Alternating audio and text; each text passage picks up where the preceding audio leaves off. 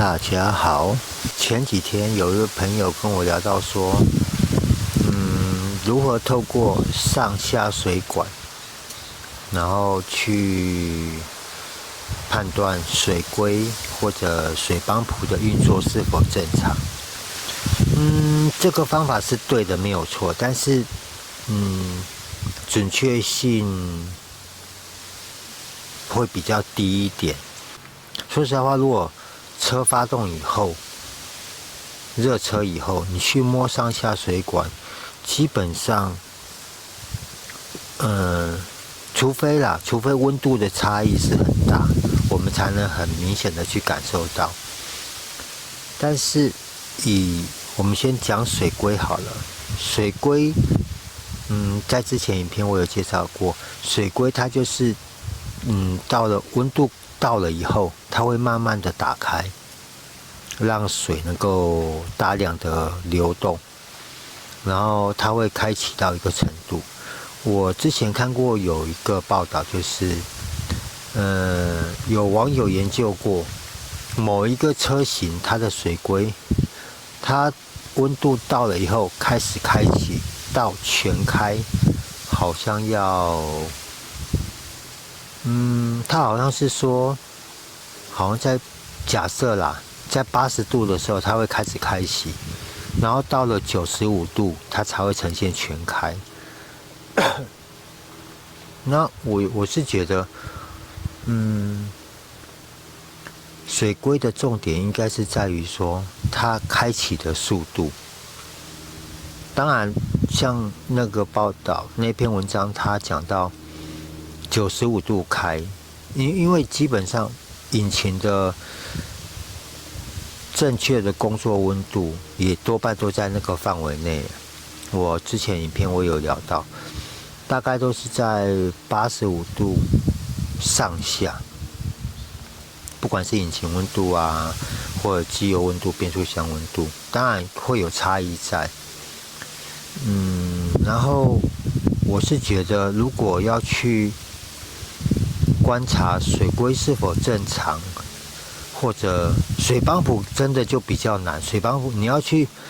如何透过不去拆解，去观察到水帮浦是否正常，这个真的难度很高。因为基本上来讲，水帮浦要么就是卡死，因为水帮浦就是，它有一个类似鳍片，一个风扇，像一个风扇的东西，只是它的鳍片是垂直的，然后它会一直转，它会去带动水流往上跑。那水帮浦会坏，就是要么漏水，要么卡住，要么就是因为材质的问题，它可能锈光了，可能有铝的啊，好像也有塑胶的那个散热鳍片，那个搅动鳍片。要么就是，所以就是说，水帮浦的损坏，要么就是会漏水，要么就是卡死了，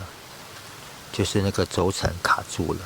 然后要么就是那个转动的鳍片烂光了。所以你要单纯的用观察的方式去判断水帮浦是否正常，这个真的难度很高。所以，但是我们可以透过观察水龟的工作状况，去判断到底是水龟坏还是水帮浦坏，这个是有几率的，但是还是要猜啦。像可能我的方式是，我会观察水温表。那基本上水龟会坏，多半就是2个状况，它要么就是温度到了不会开，要么就是它坏在全开，它关不起来。那我们现在讲它不开的状况就很简单，就是因为它温度到了开不起来，它水没办法流动，所以你会导致引擎的温度一直升高。当你发现你的水温表一直升高的时候，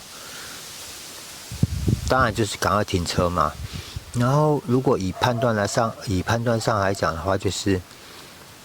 如果温度一直升高，我们一定会先拆水龟起来看。如果水龟拆起来，因为水龟它不开跟正常的时候是一模一样，所以测试水龟一定是煮一锅水，然后把水龟丢进去，然后插一个温度计，看温度到了以后水龟会不会做动。如果这个时候水龟会做动，你的车的状况是温度是会一直升高，然后拆水龟下来检查的时候，水龟是好的，那这个时候就可以判断是水帮浦的问题，因为水龟开了，水帮浦却没办法带动那些水，所以变成说它的散热会非常非常慢，所以导致水温上升，所以就可以借此去判断是水帮浦出问题。然后还有一种状况就是，这个状况大概就不用拆了啦。这个状况就是，你热车完毕以后，水温表已经在正常的温度，正常温度多半就是水温表的一半嘛，一半左右。有的人可能会偏高一点点，有人就是偏低一点。这个，机械表的误差，这个没办法避免。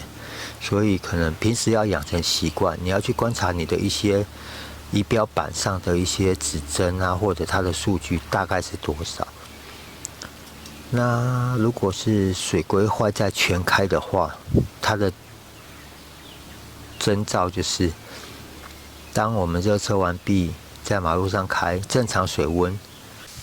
在水温表的一半，但是你可能开快一点，或者说温度比较低的时候，你会发现你的水温表会越来越低。这个时候就代表着你的水龟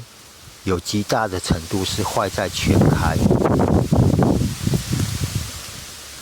就是因为你坏在全开，然后水帮浦又是正常，所以水流一直在流动，一直在流动。它虽然很快速的散热没有错，但是它会把整个引擎的温度拉低。这时候就要讲到引擎的工作温度了。正常来说，引擎也有它最佳的工作温度，然后可能每颗引擎不太一样，但是大致上的原理都是这样子。你如果在正常工作温度下，引擎会平顺、省油、好开。但是如果偏低的话，因为可能电脑就误判你可能还没有热车，引擎没有达到工作温度，所以它会增加喷油量，增加燃烧，所以会造成耗油，然后可能也容易积碳。唯一可能会造成这个症状的就是水龟坏在全开。所以说，然后坏在全开的缺点就是，就像刚刚讲的耗油，然后容易积碳，可能严重一点可能会排点黑烟。所以说，如果是发生这种状况，就可以直接就断定是水龟坏在全开。然后基本上如何判断水龟或者水帮浦是否故障？我是觉得透过仪表板的水温表，或者你外加的水温表去观察它的变化，这个准确率会比较高。然后，但是一定会先去拆到水龟，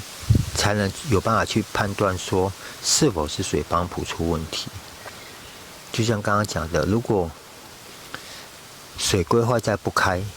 它的症状跟水帮浦坏掉的症状是一模一样。那你当然，因为水帮浦的拆卸一定比较困难，所以多半一定都是先拆水龟，去看水龟的状况，再去推断是不是水帮浦出问题。当然现在可能比较新型的车，你直接透过 OBD2 下去查，因为现在很多水帮浦那边都改成电子式的了，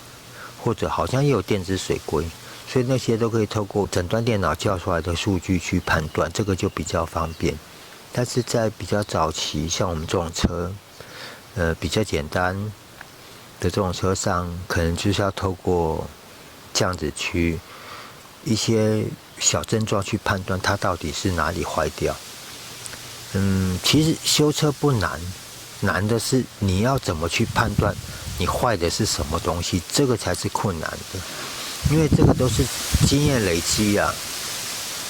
如果你从什么都不懂就要学到什么都会猜，